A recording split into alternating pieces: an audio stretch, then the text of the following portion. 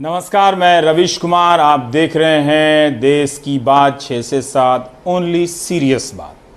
आपको क्या लगा था कि प्रधानमंत्री दोपहर 4 बजे राष्ट्र के नाम संबोधन देने आ रहे हैं तो हाथ में एक मशीन गन भी लेते आएंगे और चीन की तरफ चलाने लगेंगे और युद्ध का ऐलान हो जाएगा। दो राष्ट्रों के बीच तनाव का मसला जो है वो वीडियो गेम का मसला नहीं है, वो ऐप का मसला नहीं कि जब जी चाहा दोपहर में या रात में या 12 बजे रात के बाद भी आपने डिलीट दबाया और डिलीट हो गया। ये सीरियस मसला था। और ये कब से आपके दिमाग में ये बात बैठ गई कि 80 करोड़ लोगों के बारे में, जो गरीब और साधारण लोग हैं, उनके बारे में कुछ कहा जाए, किया जाए तो वो बड़ी बात नहीं हुई, वो खबर नहीं हुई। ये बताता है कि खबरों की दुनिया में जिन लोगों का आधिपत्य है, जो अग्रिम मोर्चे पर हैं, सिर्फ पत्रकार ही नहीं, जो ट्विटर पर झाँव झाँव करते रहते हैं वो लोग भी, जो माहौल बनाते हैं, उन लोगों की प्राथमिकता में भी ये गरीब लोग नहीं हैं। इसीलिए हम समझने में कई बार चूक कर जाते हैं कि हुआ क्या पुरानी योजनाओं को, जो प्रधानमंत्री गरीब कल्याण योजनाएं हैं, उनके जारी रहने का ऐलान किया गया या सिर्फ मुफ्त अनाज देने के ऐलान के साथ साथ बाकी चीज़ों को बंद कर दिया गया। कम से कम ये पता तो कर लीजिए। प्रधानमंत्री ने बताया कि जनधन खाते में पिछले 3 महीने में करीब 31,000 करोड़ रुपए दे दिए गए। 9 करोड़ किसानों को 18,000 करोड़ रुपए दिए गए किसान सम्मान राशि में, और गांव में रोजगार पैदा करने के लिए 50,000 करोड़ और खर्च किए जाएंगे। लेकिन जो मुफ्त में अनाज देने की योजना है, मैं त्योहारों का नाम लेते हुए, कुछ का नाम छूट भी गया होगा, वो आपको पता है, अब जरूरी नहीं कि लाइव में हर त्योहार का नाम ले ही लिया जाए, लेकिन छठ तक जाकर जब खत्म किया गया और ये बताया गया कि अनाज योजना जारी रहेगी, तब नाहक बिहार के लोग उत्साहित हो गए। ये भूल गए कि पूरे देश के लिए ये योजना जारी की गई है। अब आप देखिए, अभी 5 जुलाई को गुरु पूर्णिमा है, फिर सावन शुरू हो रहा है, फिर 15 अगस्त आएगी, रक्षाबंधन आएगा, कृष्ण जन्माष्टमी आएगी, गणेश चतुर्थी आएगी, ओणम होगा, और आगे जाएं तो काटी बिहू है, नवरात्रि है, दुर्गा पूजा है, दशहरा है, दीपावली है, छठी मैया की पूजा है। त्योहारों का ये समय जरूरतें भी बढ़ाता है, खर्च भी बढ़ाता है। इन सभी बातों को ध्यान में रखते हुए ये फैसला लिया गया है कि प्रधानमंत्री गरीब कल्याण अन्न योजना का विस्तार अब दिवाली और छठ पूजा तक, यानी नवंबर महीने के आखिर तक कर दिया जाएगा। यानी 80 करोड़ लोगों को मुफ्त अनाज देने वाली ये योजना अब जुलाई, अगस्त, सितंबर, अक्टूबर, नवंबर में भी लागू रहेगी। सरकार द्वारा इन 5 महीनों के लिए 80 करोड़ से ज्यादा गरीब भाई बहनों को हर महीने परिवार के हर सदस्य को 5 किलो गेहूं या 5 किलो चावल मुफ्त मुहैया कराया जाएगा। और साथ ही प्रत्येक परिवार को हर महीने 1 किलो चना भी मुफ्त दिया जाएगा। साथियों, प्रधानमंत्री गरीब कल्याण अन्न योजना के इस विस्तार में 90,000 करोड़ रुपए से ज्यादा खर्च होंगे। और अगर इसमें पिछले 3 महीने का खर्च भी जोड़ दें तो ये करीब 1.5 लाख करोड़ रुपया हो जाता है। 80 करोड़, 80 करोड़, 80 करोड़।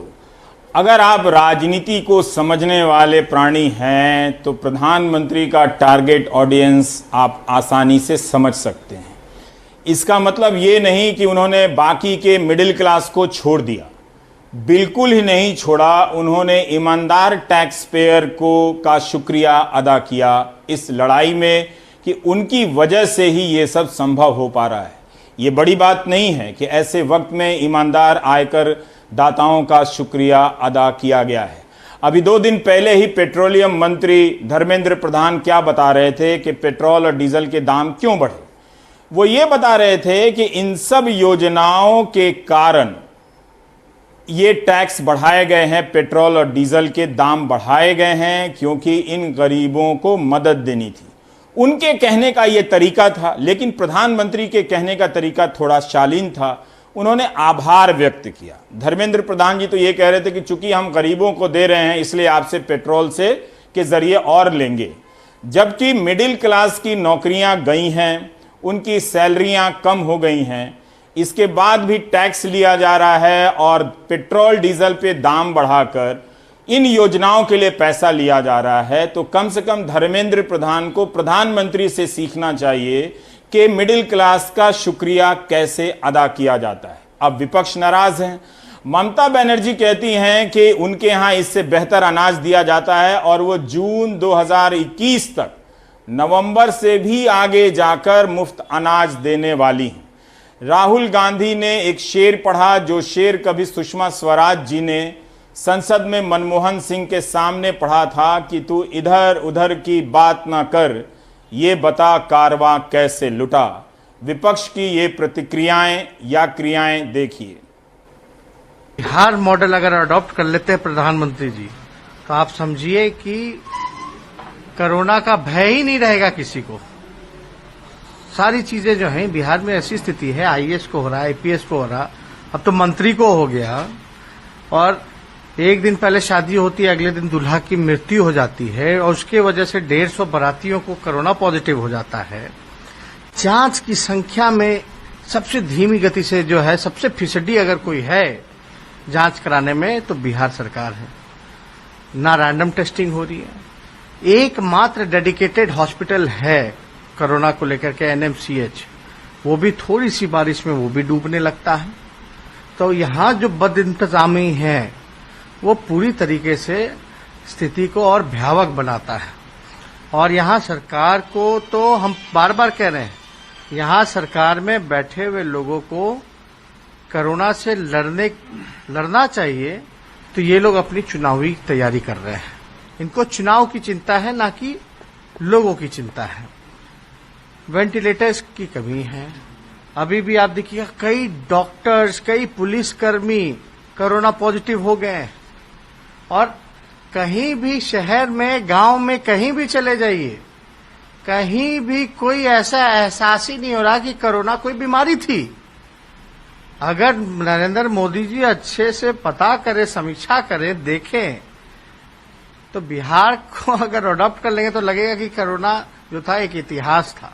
विपक्ष तो सवाल कर रहे हैं कि अगर पूरे देश का डाटा उठा के देखा जाए तो आपका जो टेस्टिंग का जो रेशियो है बिहार में, वो सबसे कम है, जो 1 लाख में पर लाख होनी चाहिए। ऐसा है कि 2.25 लाख टेस्ट हो चुके हैं बिहार में अभी तक। 10,000 की हमारी टेस्टिंग कैपेसिटी हो गई है, जो अन्य राज्यों से बहुत ऊपर है। और आने वाले दिनों में लक्ष्य है कि अगले 5 दिनों में से 15,000 करने का।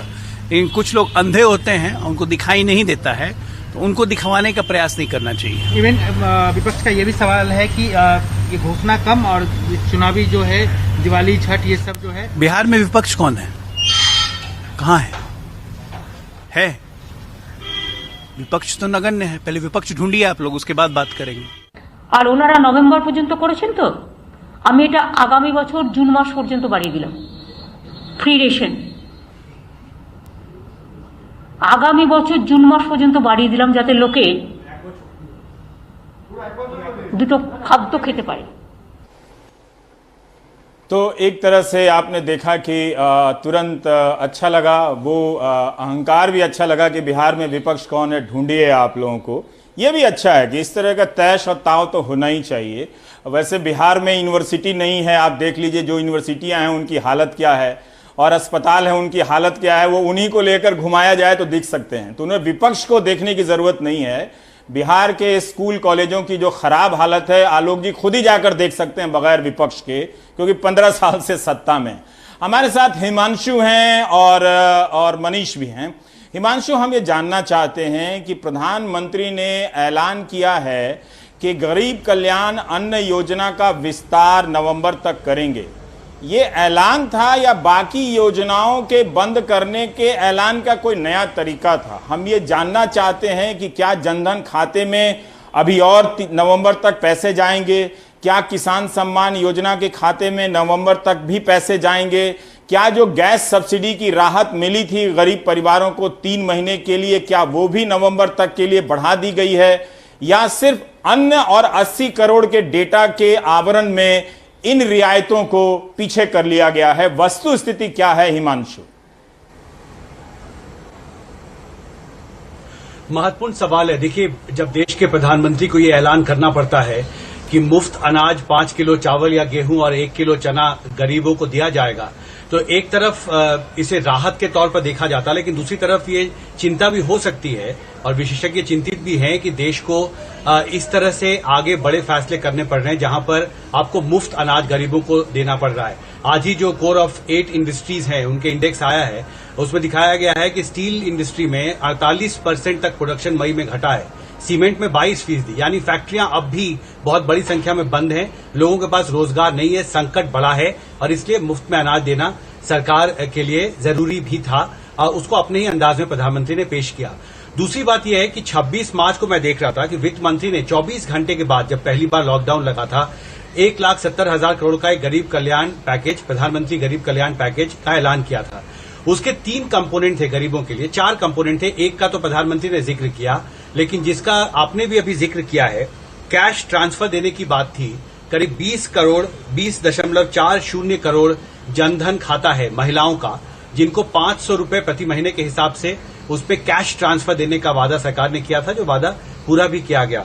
करीब 8 करोड़ ऐसे गरीब परिवार हैं प्रधानमंत्री उज्ज्वला योजना के तहत, जिनको महीने में एक फ्री सिलेंडर एलपीजी का देने का ऐलान किया गया था, उसमें भी 3 महीने में काफी काम हुआ है। और तीसरा, 1,000 रुपए, करीब 3 करोड़ ऐसे लोग हैं जो विधवा हैं या बुजुर्ग हैं या दिव्यांग हैं, उनको 1,000 रुपए प्रति महीने 3 महीने तक देने का ऐलान किया गया था। और उस वक्त ये कहा गया था कि ये सभी लोग ऐसे हैं जो कोविड-19 संक्रमण के दौरान जो संकट है उससे निपटने में सक्षम नहीं है।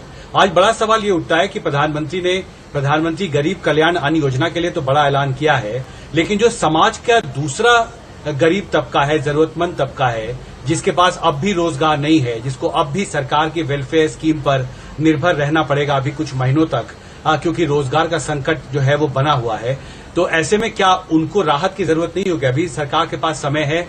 मैंने अधिकारी से आज सुबह से पूछता रहा हूं इस सवाल पर कि बाकी जो बड़ी योजनाओं का ऐलान किया गया जो 30 जून को खत्म हो रही हैं, क्या उस बारे में आपके पास कोई जानकारी है? तो मुझे ये कहा गया कि जो खाद्य योजना है उसके लिए तो 11 राज्यों की तरफ से डिमांड थी भारत सरकार के सामने कि इसको एक्सटेंड किया जाए, 5 किलो जो अनाज देने का ऐलान प्रधानमंत्री ने किया है। सरकार पर दबाव था राजनीतिक दलों की तरफ से भी और 11 राज्यों की तरफ से भी।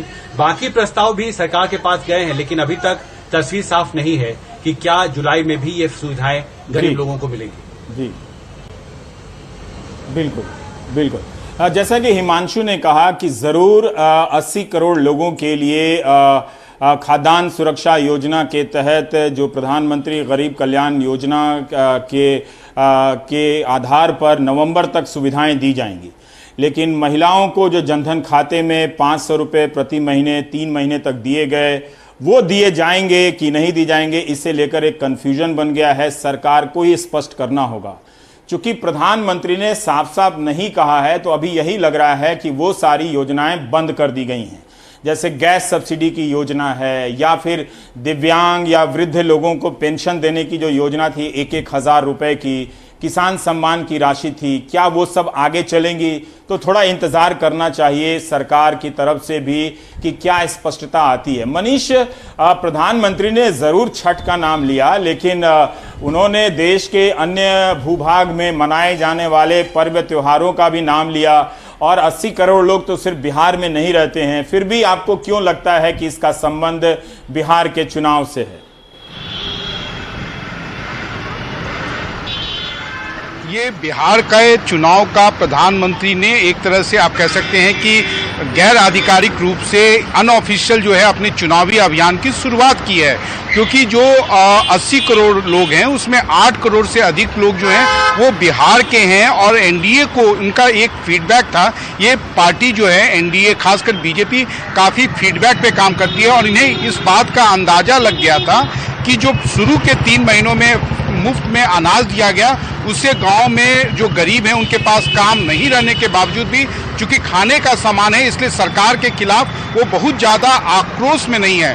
दूसरा पक्ष यह भी है कि बिहार के चुनाव में बीजेपी को लग रहा था नीतीश कुमार ने जैसा हैंडल किया है, हालांकि नीतीश कुमार का दावा है कि उन्होंने 8500 करोड़ लोगों के खाते में सीधे पहुंचाए हैं, लेकिन उन्हें लग रहा था 35 लाख जो श्रमिक वापस आए हैं उन्हें काम देने में सरकार शायद विफल रहेगी, इसलिए उसे कंपनसेट करने के लिए उन्होंने बिहार बीजेपी के नेता जो हैं सुशील मोदी, उन्होंने 3 दिन पहले एक मांग की थी, केंद्रीय मंत्री अमित शाह से उन्होंने बातचीत की थी कि 3 महीने के लिए इस स्कीम को बढ़ाया जाए। और सुशील मोदी एक ऐसे नेता हैं रवीश, मैं आपको बता दूं कि जब तक उन्हें केंद्र से इस बात का आभास या इशारा नहीं होगा वो इस बात पर सार्वजनिक रूप से मांग नहीं करते। तो इस 3 महीने को 6 महीने किया गया, जिससे कि उनको अंदाजा है कि कोई भी ऐसी गतिविधि नहीं होने वाली है, लोगों को रोजगार नहीं मिलने वाला। आप देख रहे हैं कि बिहार से लोग काम ना मिलने के बावजूद, काम ना मिलने के कारण रिवर्स माइग्रेशन हो रहा है, लोग वापस जा रहे हैं, दुखित हैं। साथ ही साथ बिहार का एक सच यह भी है कि बिहार ने कोरोना के मामले में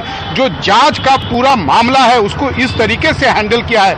बिहार 13 करोड़ की जनसंख्या है रवीश, और वहां पर अभी भी 6,500 टेस्टिंग हो रहे हैं। अजय आलोक जैसे प्रवक्ता जो भी बोले वो पार्टी के आधिकारिक प्रवक्ता नहीं है, लेकिन बिहार में आज भी बिहार में एक भी दिन 10,000 टेस्टिंग नहीं हुई है। नीतीश कुमार कहते हैं कि 15,000 आप टेस्टिंग कर लीजिए, लेकिन सच यह है कि जैसे जैसे टेस्टिंग बढ़ रही है मरीजों की संख्या बढ़ रही है और साथ ही साथ बिहार में भी बाढ़ का दौर आने वाला है।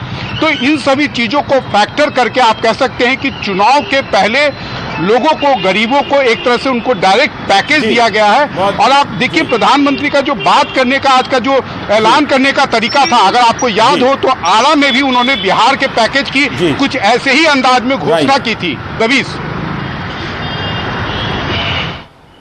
जी, बहुत बहुत शुक्रिया मनीष और हिमांशु। आपका एक सवाल का और है सरकार से स्पष्टीकरण, क्योंकि वित्त मंत्री निर्मला सीतारमण ने यह कहा था कि 8 करोड़ लोगों को 2 महीने के लिए पीडीएस में शामिल किया जाएगा, जो मजदूर माइग्रेट कर रहे हैं, यहां से वहां जा रहे हैं।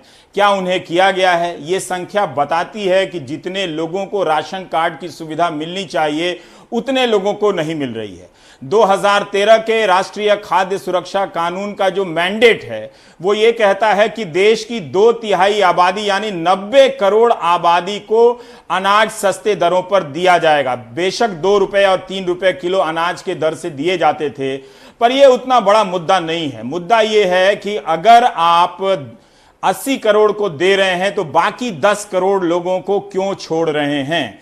ये बड़ा सवाल है। ये भी बड़ा सवाल है कि आपने अपने संबोधन में क्यों नहीं स्पष्ट किया कि 5 जो जनधन के खाते हैं उनमें पैसा देना बंद हो गया है, जो रसोई गैस की सब्सिडी है, जो रियायत दी गई है वो बंद कर दी गई है।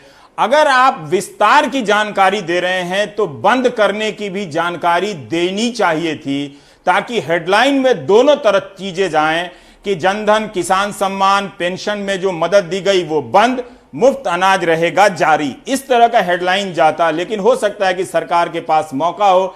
इसी मौके पर हम गए खाद्यान्न, जो खाद्य सुरक्षा मंत्री हैं, फूड आपूर्ति मंत्री हैं रामविलास पासवान, उन्होंने तुरंत स्वागत किया और हम उनके ट्विटर पर जाकर देखने गए कि जनता क्या लिख रही है।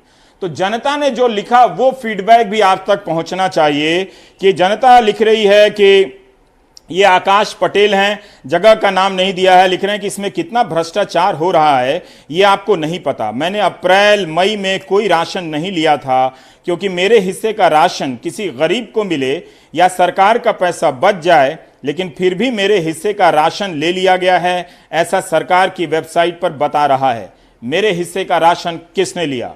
गोविंद आर्य ट्वीट कर रहे हैं और ये अलग अलग मुख्यमंत्रियों को, रामविलास पासवान को, पीएमओ को भी लोग टैग करते रहते हैं। गोविंद लिखते हैं कि माननीय प्रधानमंत्री जी, आपने कहा 80 करोड़ लोगों को अनाज मिला, मेरे राशन कार्ड आधार नंबर 3 बार लिख के जा चुका है, लेकिन एक बार भी राशन नहीं मिला, कृपया उचित कार्यवाही हो। गुलाबी बाग, रेवाड़ी, वार्ड नंबर 30। रणधीर पासवान लिख रहे हैं कि अगर 5 किलो राशन से आपका 1 महीना घर चल सकता है तो हम आपसे राशन की मांग नहीं करेंगे, आप अपना घर चलाकर दिखाइए। 5 किलो राशन हमें नहीं चाहिए, हमें रोजगार चाहिए, हमें अनुदान चाहिए, हमें हमारा हक चाहिए। आप लोगों ने जनता को भिखारी बनाकर रखा है, भीख में आप 1 रुपए देते हैं। ये बात उतनी सही नहीं है। जनता को मुफ्त में अनाज मिले ये फैसला ठीक है, क्योंकि इस वक्त जनता गरीबी से गुजर रही है, इतना अनाज उसके घर में होना ही चाहिए। एक रुद्र आनंद सिंह है जिनका ट्विटर हैंडल है हिंदू रुद्र सिंह, वो लिखते हैं कि राशन कार्ड बनने के लिए यह फॉर्म 16 अप्रैल को जमा किया गया था, लेकिन राशन कार्ड बनाने के बजाय साइट व्यस्त तो कभी कार्य प्रोसेस में है ऐसा बहाना बनाया। आज दिनांक 30 जून को यह फॉर्म वैसे का वैसा लौटा दिया गया। हैशटैग रायबरेली में गरीबों के साथ हो रहा इस तरह का मजाक। सौरभ सिंह हैं, वो लिखते हैं कि क्या पंजाब के सभी गरीबों को केंद्र सरकार द्वारा भेजा गया निःशुल्क राशन मिल रहा है? डिपो वाले मनमाने तरीके से राशन बांट रहे हैं, जिसके पास राशन कार्ड नहीं है उसे राशन नहीं दे रहे हैं और स्थानीय नेता कोई संज्ञान नहीं ले रहे हैं। सत्यम ट्वीट करते हैं कि सर आपने 80 करोड़ गरीबों के लिए 5 महीनों तक मुफ्त राशन देने की बात की, ये सराहनीय है, लेकिन सर मैंने बोकारो में देखा कि जो लोग सामर्थ्यवान हैं वो भी अपने नौकर को भेजकर राशन मंगवाते हैं और 15 रुपए किलो की दर से बेच देते हैं। प्रभात चौबे लिखते हैं कि आदरणीय नरेंद्र मोदी जी, राशन की दुकानों पर दबंगों का कब्जा है जो प्रधान के रिश्तेदार हैं। बरेली जिले में ही बहुत सी ऐसी दुकानें हैं जो कोटेदार नहीं क्षेत्र के दबंग चलाते हैं, उनका साथ नहीं देने पर दुकान निलंबित करवा देते हैं, कोटेदार को 2-3 हज़ार रुपए दे देते हैं। श्याम सिंह ट्वीट करते हैं कि सर क्या फायदा, आप तो यहां से भेज रहे हो लेकिन वहां ग्रामीण डीलर लोगों को जल्दी अनाज का वितरण नहीं कर रहे हैं।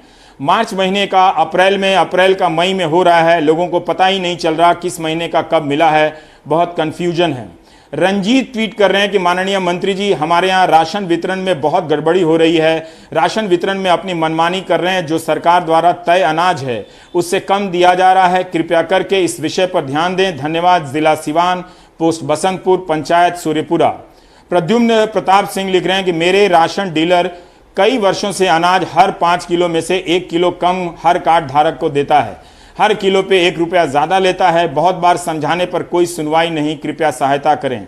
बिशंबर कुमार बौद्ध लिखते हैं कि एफसीआई गोदामों, कोटेदारों एवं सरकारी मशीनरी की मिलीभगत से सरकारी अनाज का धड़ल्ले से प्राइवेट सेक्टर्स के कंपनियों में खरीद फरोख्त हो रहा है, शासन व प्रशासनिक अधिकारी सब कुछ जानते हुए भी मौन है। तो इन ट्विटर पे लिखी गई बातों को इससे पता चलता है कि अब कोरोना का टाइम भी है कि हम हर किसी के पास तो पहुंच नहीं सकते हैं, लेकिन समस्याएं पहुंच रही हैं ट्विटर के जरिए। आप देखिए कि लोग किस किस तरह की समस्याएं बता रहे हैं। ये चंद लोग हैं जो ट्विटर तक जिनकी पहुंच है। तो एक तरह से आपने देखा कि प्रधानमंत्री ने जो ऐलान किया है उसे कई तरीके से देखा समझा जा सकता है। अगर बात बिहार में चुनाव की हो रही है तो जेडीयू के प्रवक्ता जो कह रहे थे कि विपक्ष कहाँ है, लेकिन इधर प्रोग्राम है, वो देख सकते हैं कि एक चचरी पुल जिसका विकल्प नहीं बना, जिसके बारे में उमाशंकर सिंह ने स्टोरी भी की थी, लेकिन वो चचरी पुल जब बाढ़ के पानी में, नदी में जरा सा पानी बढ़ा है उसमें बहने लगा, तो लोग किस तरह से पुल का छोटा सा हिस्सा बचा कर रखना चाहते हैं, बचा लेना चाहते हैं और संपर्क विहीन हो जाते हैं। ब्रेक के बाद लौटेंगे तो मुंबई की बात करेंगे।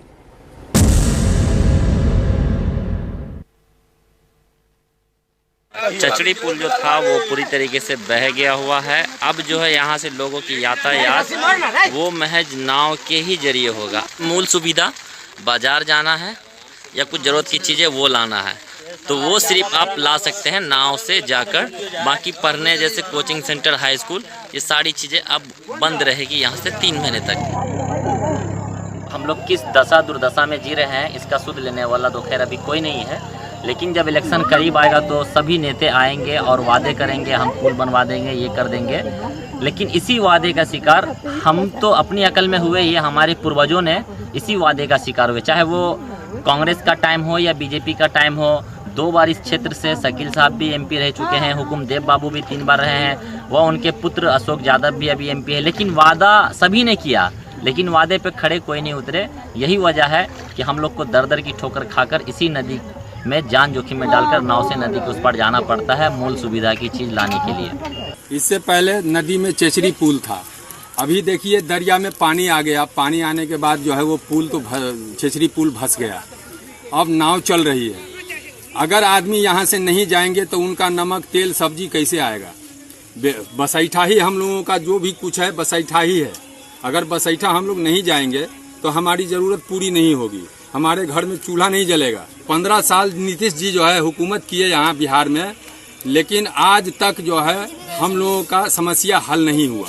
हॉस्पिटल ले जाना होता है, वही खाट पे रखते हैं। अगर कोई डिलीवरी केस है तो खटिया पे रख के 4 आदमी 6 आदमी मिल करके जो है उसको ले जाते हैं ड्योढ़िया में। बारिश के दिन में तो बड़ी परेशानी हो जाती है, गिरते पड़ते कैसे भी करके जो है हम लोग खटिया पे रख के ले जाते हैं।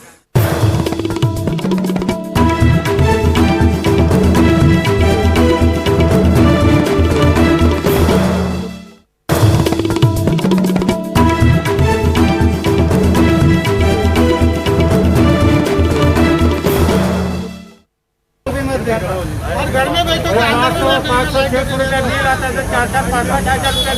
मेरा 540 रुपये महीने का आता था और इस 2 बार मैंने ऑलरेडी लॉकडाउन के समय बिल भरा भी था सर, एक अप्रैल के महीने में और दूसरा जून के महीने में, लेकिन सर फिर भी मेरा 3300 कुछ रुपया आया। हर महीने में 800-700 जो जैसा रीडिंग अपन वापरता है वो लाइट वो करता है, ऐसा बिल आता है।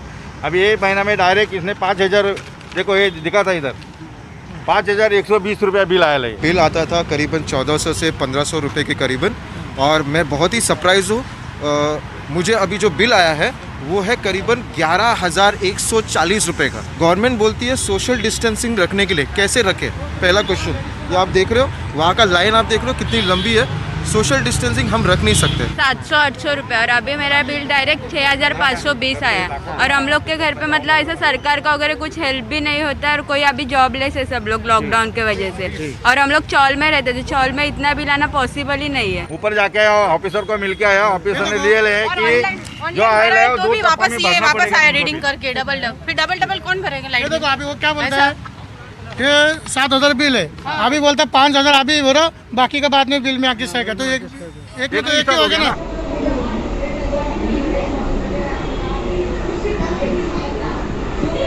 ऑनलाइन भरने का मेरा एवरेज इतना ही 1800 2000 तक 1500 आता है कभी कभी, लेकिन अभी इस बार सीधा जून का महीना 6900 आया है, जिसे मैं कल ऑफिस गया था दिखाने के लिए। तो उन्होंने कंपनी ने सिर्फ रजिस्टर लिख के लिखा। मैंने उनसे पूछा भी ऑनलाइन भरने का मतलब क्या है, ऑनलाइन भरने का उनको कुछ पता ही नहीं है। वो बोलते हैं कि 1 तारीख को आ जाओ, आपको पता चल जाएगा। ये जो लॉकडाउन हुआ है तब से बिल जो है डबल ही आ रहा है। हम खाना खाए, घर वाला देके या लाइट बिल भरे, कुछ समझ में नहीं आ रहा। सरकार को भी इतना समझना चाहिए कि कुछ तो कम करना चाहिए। बाकी जो इस चीज़ के लिए जो कर रहे हैं, लोगों के जो प्रॉब्लम्स है उनको सॉल्व नहीं कर पा रहे, तो ये प्रॉब्लम को भी सॉल्व करना चाहिए सरकार को।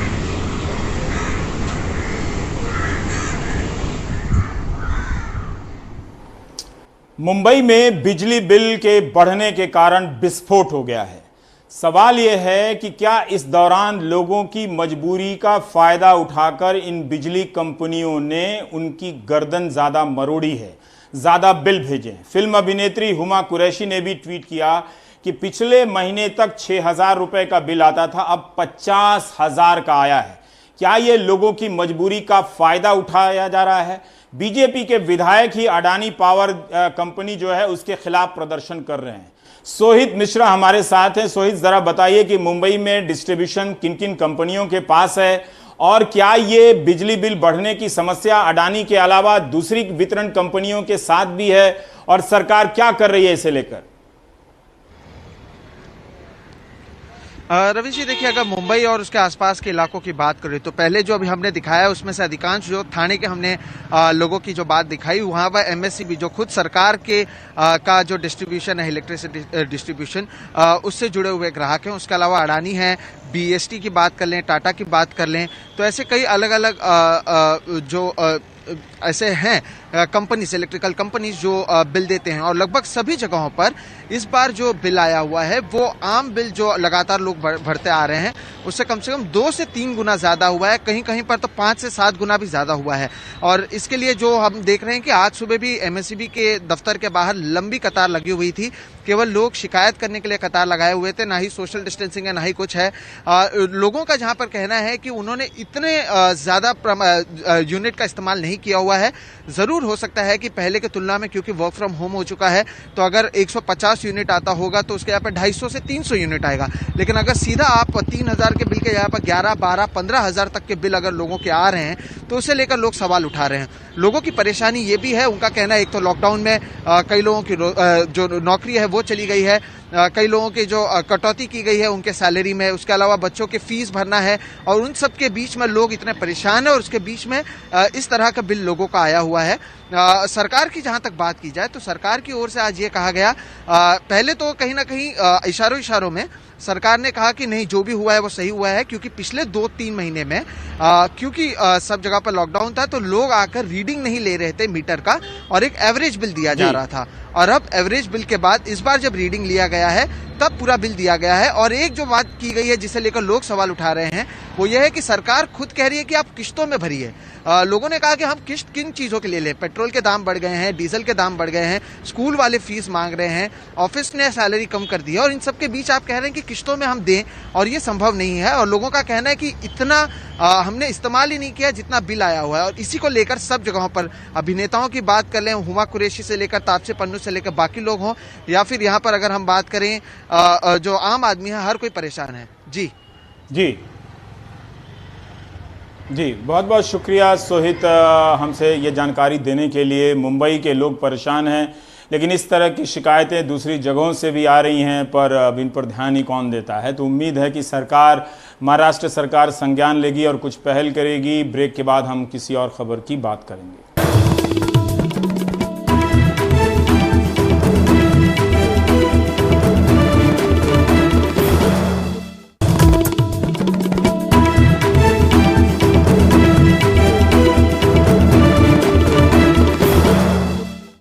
ये तस्वीर आपको विचलित कर सकती है, कर्नाटक के बेल्लारी की है। यहाँ पर इस तरह से कब्रिस्तान में शवों को दफनाया जा रहा है।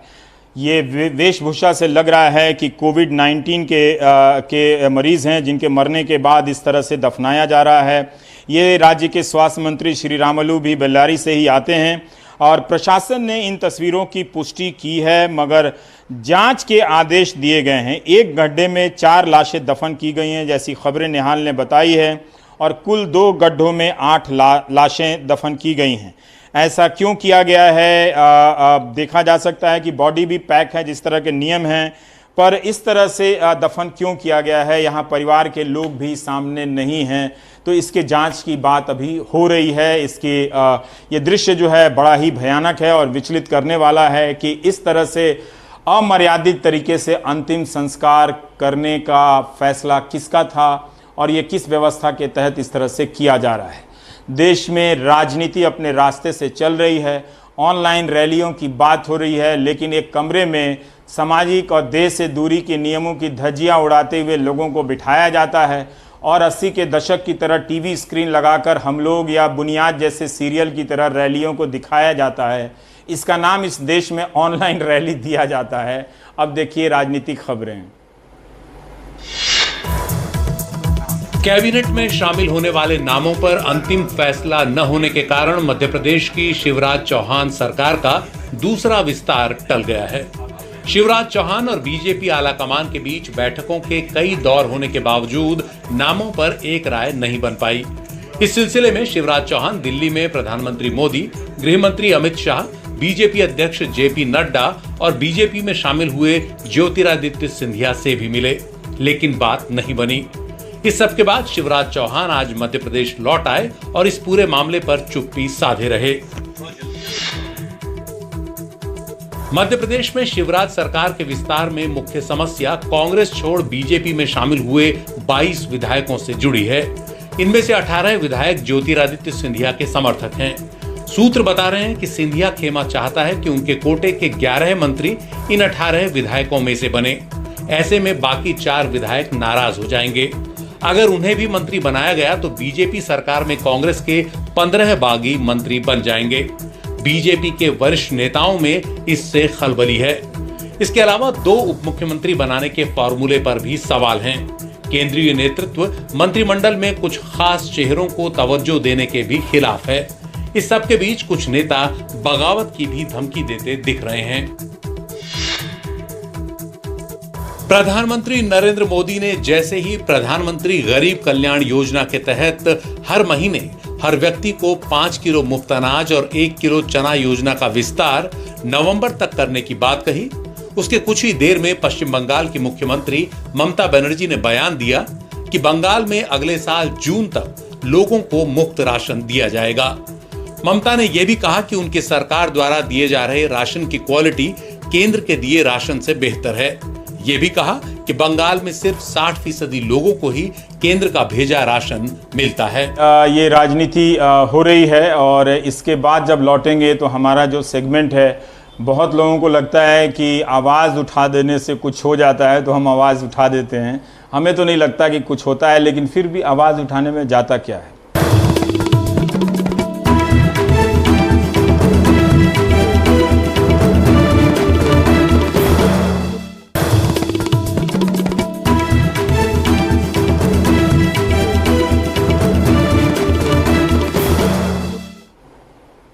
आप देख रहे हैं देश की बात 6 से 7 ओनली सीरियस बात। मिडिल क्लास को कहीं से ये गुमान हो गया था कि मीडिया उसका है क्योंकि ट्विटर पर चपर चपर कर लेता है, लेकिन अब आप देखिए कि मिडिल क्लास ने ही अपनी आवाज़ खो दी है। बड़ी संख्या में जो प्राइवेट स्कूलों में और कोचिंग संस्थानों में जो शिक्षक पढ़ाते थे, उनमें से बड़ी आबादी ऐसी है जिन्हें 3 महीने 4 महीने से कोई सैलरी नहीं मिली है। अब उनकी आवाज़ मैं उठा दूंगा तो क्या कोई सैलरी दे देगा? क्या कोई सरकार सैलरी दिला देगी?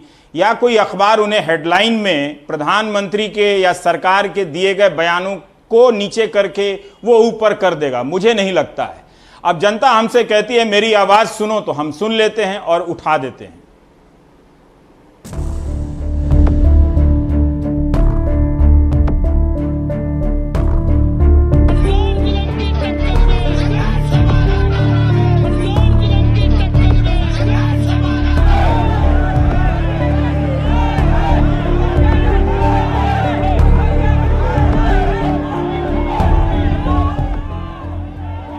यकीनन कोई नहीं सुन रहा है, लेकिन फिर भी मैं उनकी आवाज़ आप तक सुना रहा हूं। प्राइवेट टीचर जिनकी आजीविका मंथली सैलरी से चलती थी, कोरोना वायरस के भय से सभी टीचर लगभग 3 माह से घर पर ही हैं, जिनको कॉलेज से सैलरी नहीं मिल पा रही है। इन लोगों के सामने एक बहुत बड़ा आर्थिक संकट पैदा हो गया है, जिनकी ओर सरकार भी ध्यान नहीं दे रही है। मैं सभी बुद्धिजीवी वर्ग का ध्यान इस ओर दिलाना चाहता हूँ। एक दूसरा मैसेज आगरा से आया है, एक शिक्षिका का जो एक प्राइवेट स्कूल में पढ़ाती हैं। उन्होंने लिखा है कि महामारी के कारण नौकरी चली गई क्योंकि स्कूल के मालिक ने सैलरी नहीं दी उन्हें और अन्य शिक्षकों को। सर, इसमें आप बताइए कि एक शिक्षक जो किराए पर रहता है अपनी मूलभूत आवश्यकता की पूर्ति कैसे करे? मैं खुद किराए पर रहती हूँ, शिक्षिका हूँ, इसलिए ऐसा कोई काम भी नहीं कर सकती जो मेरे स्वाभिमान को ठेस लगे, जिससे किंतु अपने परिवार की जिम्मेदारी है, मुझ पर नौकरी नहीं है। एक छात्र ने लिखा है कि नमस्कार सर, ग्रामीण क्षेत्र के विद्यार्थी अत्यधिक परेशान हैं क्योंकि वह प्रयागराज, लखनऊ जैसे बड़े शहरों में किराए पर कमरा लेकर पढ़ रहे थे, अपनी तैयारियां कर रहे थे, पर इस महामारी के दौरान उनकी कोचिंग संस्थान बंद हो गए और उन्हें वापस अपने घर आना पड़ा। उनका सामान किराए के मकान में ही पड़ा रह गया और 3 महीने से घर पर हैं। अब मकान मालिकों द्वारा उनको कॉल करके परेशान किया जा रहा है कि उन्हें मकान का किराया चाहिए। घर की आर्थिक स्थिति विद्यार्थियों की सही नहीं है, पर मकान स्वामियों द्वारा किराया दिए जाने पर जोर दिया जा रहा है। विद्यार्थी और अभिभावक अत्यंत परेशान हैं क्योंकि वह घर का ही खर्चा चलाने में असमर्थ हैं। वह कैसे 3 महीने या 4 महीने का भाड़ा 10 या 15 हज़ार दे पाएंगे? विद्यार्थियों को परेशान किया जा रहा है, मेरी आवाज़ उठाइए। इस तरह की आवाज़ें उठाने के लिए दिल्ली के छात्र भी गुजारिश करते हैं, बिहार के छात्र भी गुजारिश करते हैं, लेकिन मैं दावे के साथ कहना चाहता हूं कि वही छात्र हमसे गुजारिश करने के बाद हिंदू मुस्लिम डिबेट में खो जाते हैं।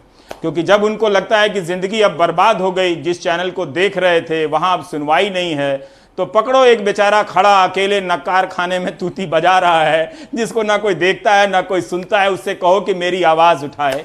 लेकिन एक बात याद रखिएगा, प्राइम टाइम मैंने 1000 दफा कहा है कि ये वो दौर है जब जनता का अस्तित्व समाप्त हो गया, और ये वो पब्लिक है जो पब्लिक ही नहीं है। जब आप भीड़ बनकर सवाल करने वालों के पीछे दौड़ रहे थे, आज जब आपके पास सवाल हैं तो आपके पीछे या सामने कोई खड़ा नहीं है। आप देख रहे थे देश की बात 6 से 7। नमस्कार।